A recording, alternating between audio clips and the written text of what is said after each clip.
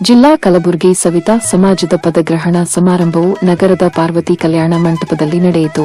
ಕಲಬುರಗಿ ಜಿಲ್ಲಾ ಸವಿತಾ ಸಮಾಜದ ನೂತನ ಜಿಲ್ಲಾಧ್ಯಕ್ಷರಾಗಿ ಆನಂದ ವಾರಿಕರ್ ಪ್ರಮಾಣ ವಚನ ಸ್ವೀಕರಿಸಿದರು. ನಂತರ ತಾಲೂಕು ಮಟ್ಟದ ಹಾಗೂ ಮಂಡಲ ಅಧ್ಯಕ್ಷರು ಪ್ರಮಾಣ ವಚನ ಸ್ವೀಕರಿಸಿದರ ಕಾರ್ಯಕ್ರಮದಲ್ಲಿ ವಿವಿಧ ಸಮಾಜದ ಅಧ್ಯಕ್ಷರನ್ನು ಗೌರವಿಸಿ ಸನ್ಮಾನಿಸಲಾಯಿತು. ತಂದೆ ರೇವಣಸಿದ್ದಪ್ಪ ವಾರಿಕಾದ ನಾನು ಕಲಬುರಗಿ ಜಿಲ್ಲಾ ಸವಿತಾ ಸಮಾಜದ ಜಿಲ್ಲಾಧ್ಯಕ್ಷನಾಗಿ ಜಿಲ್ಲೆಯ ಸಮಾಜದ ಸಂಘಟನೆ ಅಭಿವೃದ್ಧಿಗೋಸ್ಕರ ನಿಸ್ವಾರ್ಥವಾಗಿ ಸೇವೆ ಮಾಡುತ್ತೇನೆಂದು ಶ್ರೀ ಸವಿತಾ ಮಹರ್ಷಿಯವರ ಹೆಸರಿನ ಮೇಲೆ ಪ್ರಮಾಣ ಮಾಡುತ್ತೇನೆ. ಚಪ್ಪಾಳೆ, ಎಲ್ಲರೂ ಚಪ್ಪಾಳೆ ಕಟ್ಟಬೇಕು. ನಿಮ್ಮೆದುರುಗಡೆ ಈ ಕಾರ್ಯಕ್ರಮದ ದಿವ್ಯ ಸಾನ್ನಿಧ್ಯ ವಹಿಸಿಕೊಳ್ಳುವಂತ ಪರಮ ಪೂಜ್ಯರು ಹಜರತ್ ಸೈಯದ್ ಶಾ ಮುಸ್ತಫಾ ಖಾದ್ರಿ ಜೊತೆಗೆ ಈ ಕಾರ್ಯಕ್ರಮದ ದಿವ್ಯ ಸಾನ್ನಿಧ್ಯ ವಹಿಸಿಕೊಳ್ಳುವಂತ ಪರಮ ಅಮ್ಮನವರಾಗಿರುವಂತ ಆದಿಶಕ್ತಿ ಮಹೇಶ್ವರಿ ಅಮ್ಮನವರ ಸಮ್ಮುಖದಲ್ಲಿ ಅಧಿಕಾರವನ್ನ ಪ್ರಮಾಣ ಮಾಡುವ ಮುಖಾಂತರ ಮಹರ್ಷಿಯವರ ಪಾದಕ್ಕೆ ನಂತರ ನಾನು ಅಧಿಕಾರವನ್ನು ಸ್ವೀಕಾರ ಮಾಡಿದ್ದೇನೆ. ನಾನು ಕಲಬುರಗಿ ಜಿಲ್ಲೆಯಲ್ಲಿ ಸಂವಿಧಾನ ಸ್ವೀಕಾರ ಮಾಡಿರುವಂತ ಆನಂದ ವಾರಿಕರ್ ಸರ್ ಅವರಿಗೆ ನಿಮ್ಮೆಲ್ಲರ ಪರವಾಗಿ ಒಂದು ಸಾರಿ ಧನ್ಯವಾದಗಳು. ಇದೇ ರೀತಿ ಪ್ರೀತಿ, ಆಶೀರ್ವಾದ, ಬೆಂಬಲ ಸದಾ ನಮ್ಮ ಮೇಲೆ ಇರಲಿ. ನಾವು ಎಲ್ಲರೂ ಸಮಾಜದ ಸಂಘಟನೆ ಅಭಿವೃದ್ಧಿಗೋಸ್ಕರ ಸವಿತಾ ಸಮಾಜದ ಎಲ್ಲಾ ಸರ್ಕಾರದ ಯೋಜನೆಗೋಸ್ಕರ ಮನೆ ಮನೆಗೆ ತಲುಪಿಸುವ ಜವಾಬ್ದಾರಿ ನೀಡಿದರೆ ಪ್ರಾಮಾಣಿಕವಾಗಿ ನಿಭಾಯಿಸಿದರೆ ಅಂತ ಈ ವೇದಿಕೆ ಮುಖಾಂತರ ಸಮಕ್ಷ ಎಲ್ಲಾ ಅತಿಥಿಗಳ ಮುಖಾಂತರ ನಾನು ಹೇಳ್ತಾ ಇದ್ದೀನಿ.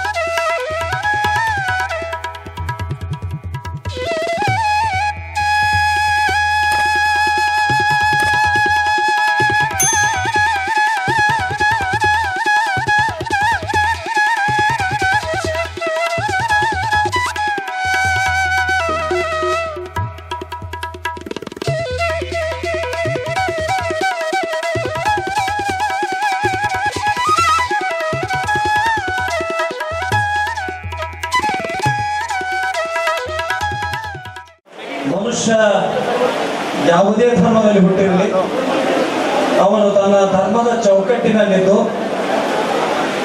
ತನ್ನ ಧರ್ಮದ ಆಚಾರ ವಿಚಾರಗಳನ್ನು ತನ್ನ ಜೀವನದಲ್ಲಿ ಚಾಚು ತಪ್ಪದೆ ಅಳವಡಿಸಿಕೊಂಡು ಮತ್ತೊಂದು ಧರ್ಮೀಯರ ಜೊತೆಗೆ ಪ್ರೇಮದಿಂದ ಕಾಣುವುದೇ ಮಾನವ ಧರ್ಮ.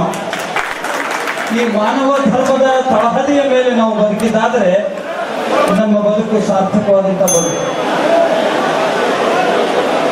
ಅಣ್ಣ ಬಸವಣ್ಣನವರು ಮೌಢ್ಯವನ್ನು ಹೊಡೆದೊಡಿಸುವ ಹಿಂದಿನ ಕಾಲದಲ್ಲಿ ಹಳ್ಳಿಗಳಲ್ಲಿ ನಾವು ನೋಡ್ತಿದ್ದೆವು. ಯಾರಾದರೂ ಕ್ಷೌರಿಕರು ಬೆಳಿಗ್ಗೆ ಮುಖ ನೋಡಿದರೆ ನಮ್ಗೆ ಕೆಲಸ ಆಗೋದಿಲ್ಲ ಅಂತಕ್ಕಂಥ ಮೂಢನಂಬಿಕೆ ಆ ಜನರಲ್ಲಿ, ಹಳ್ಳಿ ಜನರಲ್ಲಿ ಇತ್ತು. ಅದನ್ನು ಹೊಡೆದೊಡಿಸುವ ಸಲುವಾಗಿ ಹಡಪದ ಅಪ್ಪಣ್ಣನವರನ್ನು ತನ್ನ ಆಸ್ಥಾನದ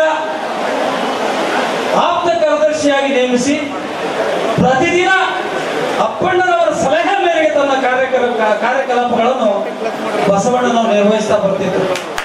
ಯಾಕೆಂದ್ರೆ ಈ ಮೌಢ್ಯವನ್ನು ಹೊಡೆದೊಡಿಸುವ ಸಲುವಾಗಿ ಇಂಥ ಅನೇಕ ಮೂಢನಂಬಿಕೆಗಳನ್ನು ದೂರ ಮಾಡುವ ಉದ್ದೇಶ ಇಟ್ಟುಕೊಂಡು ಬಸವಣ್ಣವರ ಕಲ್ಯಾಣದಲ್ಲಿ 63 ಜಾತಿಯ 63 ಪುರಾತನರು, ಸಮಗಾರ ಹರಳಯ್ಯ, ಮೇದಾರ ಕೇತಯ್ಯ, ಐದಕ್ಕಿ ಮಾರಯ್ಯ, ಗುರಿ ಚಂದಯ್ಯ, ಹಲವಾರು ಶರಣರು, ಅಂಬಿಗರ ಚೌಡಯ್ಯ, ಎಲ್ಲ ಧರ್ಮದ ಶರಣೆಯರನ್ನು ಒಗ್ಗೂಡಿಸಿ ಅಕ್ಕ ನಾಗಮ್ಮ, ಅಕ್ಕ ಮಹಾದೇವಿ, ಅಕ್ಕ ನೀಲಮ್ಮ, ಅನೇಕ ಶರಣೆಯರನ್ನು ಒಂದು ಕಡೆ ನಡೆಸಿ ಕಾಯಕವೇ ಕೈಲಾಸ ಅಂತಕ್ಕಂಥ ಕಾಯಕವನ್ನು ಮೂಲ ಸೂತ್ರವನ್ನಾಗಿಟ್ಟುಕೊಂಡು ಎಲ್ಲರೂ ದುಡಿಬೇಕು, ದುಡಿದ ಅನ್ನವನ್ನು ನಾವು ಉಣಬೇಕು. ಯಾವುದೇ ಪೂಜೆ ಪುನಸ್ಕಾರ ಯಾಕಂದ್ರೆ ಮಾಡುವುದರಿಂದ ನಮ್ಮ ಹೊಟ್ಟೆ ತುಂಬೋಗಿಲ್ಲ, ದೇವರನ್ನು ಧ್ಯಾನಿಸಬೇಕು. ಆದರೆ ಕಾಯಕದ ಮುಖಾಂತರ ದೇವರನ್ನು ಧ್ಯಾನಿಸಬೇಕು. ಅದಕ್ಕಾಗಿ ಬಸವಣ್ಣನವರು ಇಷ್ಟಲಿಂಗ ಅಂತ ಹೇಳಿ ಪ್ರತಿಯೊಬ್ಬರ ಕೊರಳಲ್ಲಿ ಲಿಂಗ ಕಟ್ಟಿದ್ರು. ಯಾರು ಗುಡಿಗೆ ಹೋಗುವ ಅವಶ್ಯಕತೆ ಇಲ್ಲ. ನಿಮಗೆ ಸಮಯ ಸಿಕ್ಕಾಗ ನೀವು ಪರಮಾತ್ಮನನ್ನು ಪೂಜಿಸಿ ನಿಮ್ಮ ಧರ್ಮದ ಪ್ರಕಾರ ನೀವು ಆರಾಧನೆ ಮಾಡಿ ಅಂತ ಹೇಳಿದ್ರು ಅಂತಕ್ಕಂಥ ಮಹಾ ಉದ್ದೇಶ ಇಟ್ಟುಕೊಂಡು ಬಸವಣ್ಣವರು ಕೂಡ ಆ ಎಲ್ಲರ ಕೊರಳಲ್ಲಿ ಇಷ್ಟಲಿಂಗ ಧಾರಣ ಮಾಡಿದರು.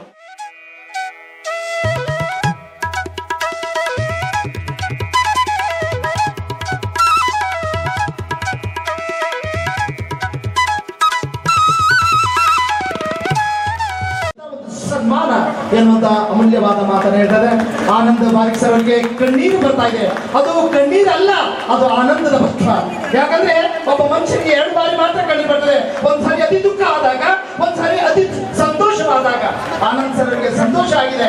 ನನಗೆ ಎಲ್ಲರೂ ಸನ್ಮಾನ ಮಾಡ್ತಾ ಇದ್ದಾರೆ, ನನಗೆ ಶುಭ ಹಾರೈಸ್ತಾ ಇದ್ದಾರೆ, ಜೊತೆಗೆ ಆಶಾಕಿರಣವಾಗಿ ಮುಂದೆ ಹೋಗ್ಲಿಕ್ಕೆ ನನಗೆಲ್ಲರೂ ಪ್ರೋತ್ಸಾಹ ಮಾಡ್ತಾ ಇದ್ದಾರೆ ಅಂತ ಹೇಳಿ ಆನಂದದ ಪುಷ್ಪವನ್ನ ಇವತ್ತಿನ ದಿನ ನಿಮ್ಮೆಲ್ಲರ ಸಮ್ಮುಖದಲ್ಲಿ ಇವತ್ತಿನ ಸಂತೋಷದ ಜೊತೆಗೆ ಸನ್ಮಾನದ ಕಣ್ಣೀರವನ್ನ ಸುರಿತಾ ಇದ್ದಾರೆ.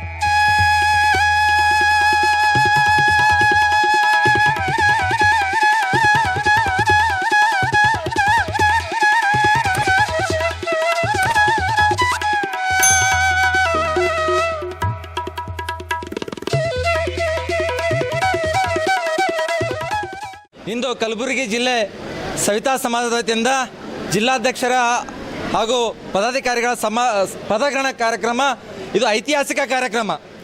ಯಾಕಂದರೆ ಇವತ್ತಿನ ಕಾರ್ಯಕ್ರಮಕ್ಕೆ ಸಾಕ್ಷಿಯಾಗಿದ್ದು ಇಡೀ ರಾಜ್ಯದ ಸವಿತಾ ಸಮಾಜದ ಕುಲ ಬಾಂಧವರು ಹೇಳಕ್ಕೆ ಈ ಸಂದರ್ಭ ಹೇಳಕ್ಕೆ ಇಷ್ಟಪಡ್ತೇನೆ.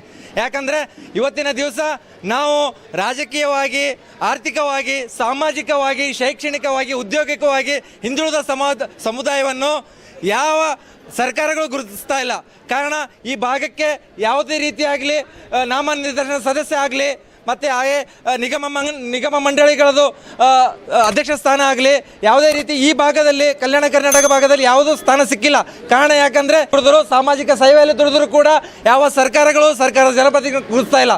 ಇವತ್ತಿನ ದಿವಸ ನಮ್ಮ ಪದಗ್ರಹಣ ಕಾರ್ಯಕ್ರಮಕ್ಕೆ ಎಲ್ಲ ರಾಜಕಾರಣಿಗಳು ಆಹ್ವಾನ ಮಾಡಿದ್ರು ಕೂಡ ಅವರು ಇವತ್ತಿನ ದಿವಸ ಅಧಿವೇಶನದಲ್ಲಿ ಬ್ಯುಸಿಯಾಗಿರೋದ್ರಿಂದ ಇವತ್ತು ಯಾರೂ ಹಾಜರಾಗಿಲ್ಲ.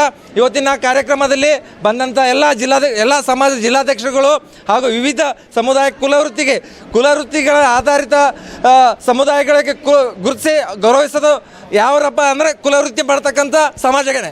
ಯಾಕಂದರೆ ಇವತ್ತಿನ ದಿವಸ ನಮ್ಮ ಸಮಾಜವನ್ನು ಯಾವ ಸರ್ಕಾರವೂ ಗುರುತಿಸಿಲ್ಲ. ಕಾರಣ ಏನಪ್ಪ ಅಂದರೆ ಇವರು ದಿನ ಮುಂಜಾನೆ ಕುಲವೃತ್ತಿ ಮಾಡ್ತಾರೆ, ಸಾಯಂಕಾಲ ಮನೆಗೆ ಹೋಗ್ತಾರೆ, ಅದೇ ಅವ್ರದ್ದು ಇದು.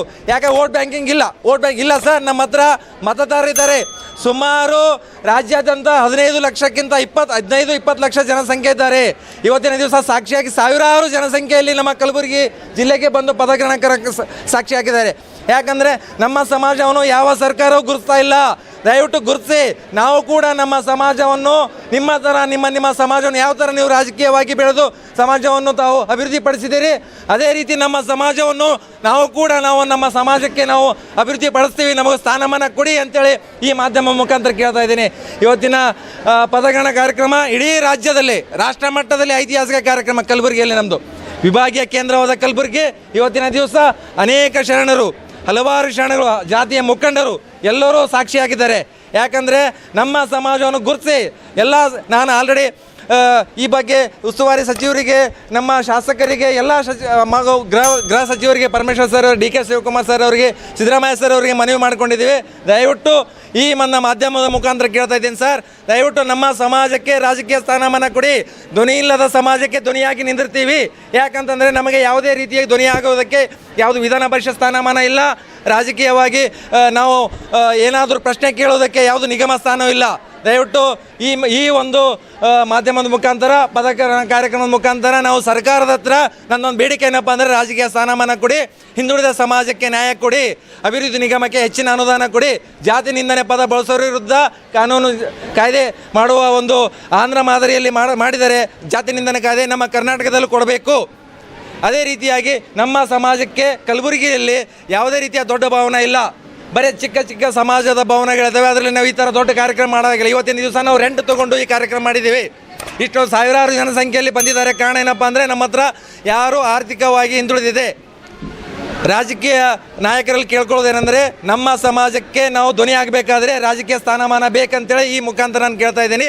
ಅಧ್ಯಕ್ಷನಾದ ನಂತರ ಪ್ರಥಮವಾಗಿ ನಾನು ಇಲ್ಲಿವರೆಗೂ ಸಮಾಜದ ಹೆಸರಿನಲ್ಲಿ ಅನೇಕ ಸಾರ್ವಜನಿಕ ಕಾರ್ಯಕ್ರಮಗಳು, ಉಚಿತ ಆರೋಗ್ಯ ಸಂಭಾಷಣೆ, ಕಣ್ಣಿನ ಮತ್ತು ಅದೇ ರೀತಿ ನೀರಿನ ವ್ಯವಸ್ಥೆ, ಕುಡಿಯೋ ನೀರು, ಈ ಥರ ನಾವು ಸಾಮಾಜಿಕ ಸೇವೆಗಳು ಮಾಡ್ತಾ ಬಂದೀವಿ. ನನ್ನ ಸಮಾಜಕ್ಕೋಸ್ಕರ ನಾನು ಎಲ್ಲ ನಮ್ಮ ಕಲಬುರಗಿ ಜಿಲ್ಲೆಯಲ್ಲಿ ಇರ್ತಕ್ಕಂಥ ಎಲ್ಲ ತಾಲೂಕುಗಳಲ್ಲಿ ಭವನಗಳು ಮಾಡಬೇಕು. ಅದೇ ರೀತಿಯಾಗಿ ನಮ್ಮ ಸಮಾಜದ ಜಾಸ್ತಿ ಜನಸಂಖ್ಯೆ ಇದ್ದಾವೆ. ನೆಹರು ನಗರದಲ್ಲಿದೆ, ಸವಿತಾ ಕಾಲನಿ ಇದೆ, ಮೂಲಭೂತ ಸೌಕರ್ಯಗಳು ವಂಚಿತ ಇದ್ದಾವೆ. ಆ ಒಂದು ಏರಿಯಾಗಳಿಗೆ ಮೂಲಭೂತ ಸೌಕರ್ಯಗಳು ನೀಡಬೇಕು. ಅದೇ ರೀತಿಯಾಗಿ 2 ಎಕರೆ ಜಮೀನು ಬೇಕು ನಮ್ಮ ಕಲಬುರಗಿಯಲ್ಲಿ. ಯಾಕಂದರೆ ಸಮುದಾಯ ಭವನ ನಿರ್ಮಾಣಕ್ಕೆ 2 ಎಕರೆ ಜಮೀನು ಬೇಕಾಗಿದೆ. ಅದೇ ರೀತಿಯಾಗಿ ನಾನು ಸರ್ಕಾರದ ಪ್ರತಿಯೊಂದು ಯೋಜನೆಗಳು ನನ್ನ ಸಮುದಾಯದ ಕುಲ ಬಾಂಧವರಿಗೆ ಮನೆ ಮನೆಗೆ ತಲುಪಿಸುತ್ತೇನೆ. ನನ್ನ ಅವಧಿ ಇರುವಾಗೂ ಮನೆಗೆ ಅವ್ರು ಯಾವುದೇ ಕಷ್ಟದಲ್ಲಿರಲಿ ಅವರಿಗೆ ನಾನು ಬೆನ್ನೆಲುಬಾಗಿ ನಿಂದಿರ್ತೀನಿ, ಅವರ ಹಿಂದೆ ನಾನು ಇರ್ತೀನಿ ಅಂತೇಳಿ ಈ ಒಂದು ಮಾಧ್ಯಮದ ಮುಖಾಂತರ ತಿಳಿಸ್ತಾ ಇದ್ದೀನಿ. ರಾಜಕೀಯ ಮುಖಂಡರಿಗೆ ಕೇಳ್ತಾ ಇರೋದು, ನಮ್ಮ ಸಮಾಜಕ್ಕೆ ನ್ಯಾಯವಾಗಿ ಕೊಡ್ರಿ, ನಮ್ಮ ಸಮಾಜಕ್ಕೆ ಧ್ವನಿಯಾಗಿ ನಿಲ್ಬೇಕಂತೇಳಿ ಈ ಒಂದು ಮಾಧ್ಯಮದ ಮುಖಾಂತರ ತಮಗೆಲ್ಲ ಕೇಳ್ತಾ ಇದ್ದೀನಿ. ಆನಂದ್ ವಾರಿಕ್, ಜಿಲ್ಲಾ ಸವಿತಾ ಸಮಾಜ ಜಿಲ್ಲಾಧ್ಯಕ್ಷ.